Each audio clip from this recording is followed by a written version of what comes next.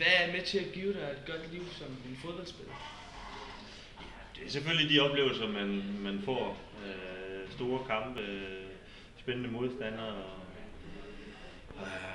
mange tilskuere på lægterne og gode oplevelser. Så lærer man også en masse mennesker at kende, så det er en kombination af mange ting. Yes. Hvad er så det dårlige ved at være professionel fodboldspiller?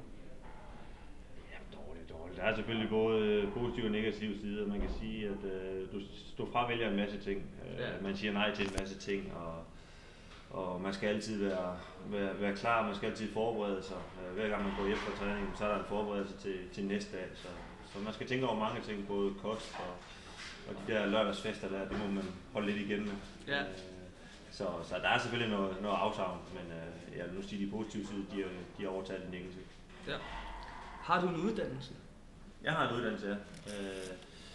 Jeg er uddannet som salgsassistent og har været på en anden virksomhed i 4 år.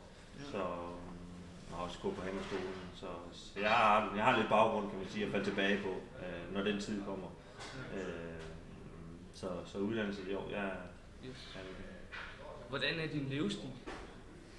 Jamen levestil, det er jo fodbold. Altså det er jo det drejer sig om. Og igen, det er jo kost, og det er jo måden du gør tingene på, og hvordan man opfører sig. Der er mange ting i det. Man er jo forbilleder for mange små børn, og det er man nødt til at tage ansvar for. Men jeg klager ikke. Ja. Hvordan er det at være kendt? Kan du godt gå på gaden nu med i overfald?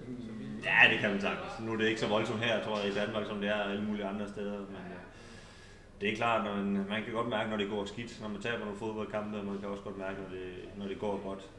Det kan godt ske, at der er nogen, der lige galer over gaden, hvis man har tabt en kamp, eller hvis man har vundet en kamp, så kommer de klar ud på skulderen.